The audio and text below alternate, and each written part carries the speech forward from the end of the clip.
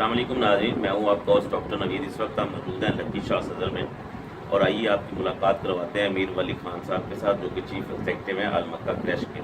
और इनसे मिलते हैं और सबसे पहले इनसे पूछते हैं कि दहशत गर्दी के हवाले से हुकूमत पाकिस्तान और पाक अफवाज को क्या इक़दाम करने चाहिए कि दहशत गर्दी मुकम्मल तौर पर ख़त्म हो जाए। दहशत गर्दी हमारे मुल्क के लिए एक नसूल बन चुकी है, जिससे हमारी मौशी हालत तबाह बर्बाद हो चुकी है। और मुसलमानों के हवाले से एक इंटरनेशनल इशू है इसराइल फ़लस्तीन कश्मीर वाला, और कुछ बिजनेस पॉइंट ऑफ व्यू के हवाले से आइए आपकी मुलाकात करवाते हैं अमीर वली खान साहब के साथ। अस्सलाम वालेकुम जी, कैसे हैं आप? ठीक है।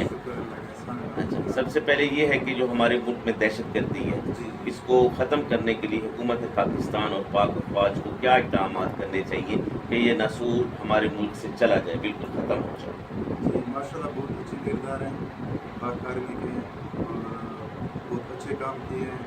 माशाल्लाह अभी तो बहुत तब्दीली आ गई है और बहुत अमन आया हुआ है, तो इस हवाले से माशाल्लाह बहुत अच्छे किरदार हैं हमारी पाक आर्मी का। जी।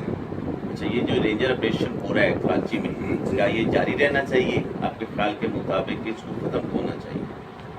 सर देखिए, ये तो अल्लाह के ऊपर भी है। ठीक, अभी तो माशाल्लाह बहुत अच्छा सा अमन आया हुआ है, लेकिन ये बरकरार होना चाहिए, इसलिए कि जब तक ये ख़त्म ना हो उतने तक ये चल ये ना हो कि रेंजर ऑपरेशन ख़त्म हो जाए और फिर बाद में वैसे के वैसे हालात आ जाए, फिर तो बड़ा मसला हो जाए। मसला। जी। अच्छा, और यहाँ पे बैठे हैं, बिजली की लोड शेडिंग के हवाले से क्या कहेंगे कि इस वक्त क्या सूरत है?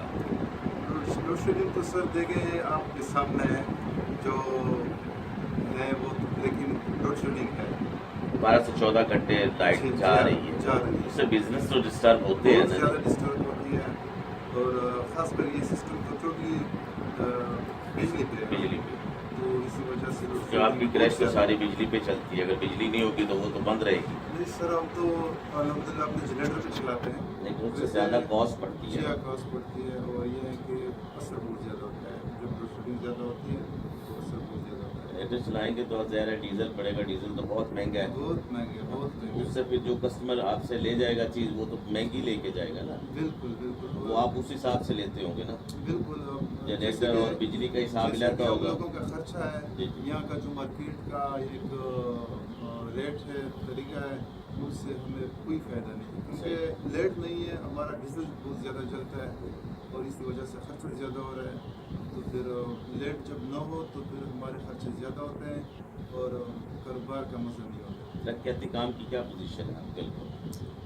फ़िलहाल तो सर देखे अभी ये कि बहुत डाउन है, लेकिन अभी देखते हैं आइंदा हम लोगों के इलेक्शन आ रहे हैं, उसके बाद पता चलेंगे कि रमज़ान शरीफ भी है, उसकी वजह से भी थोड़ा सा डाउन, क्योंकि ये 31 तारीख को ये सारी असम्बलियाँ और हर चीज़ ख़त्म हो रही है ना।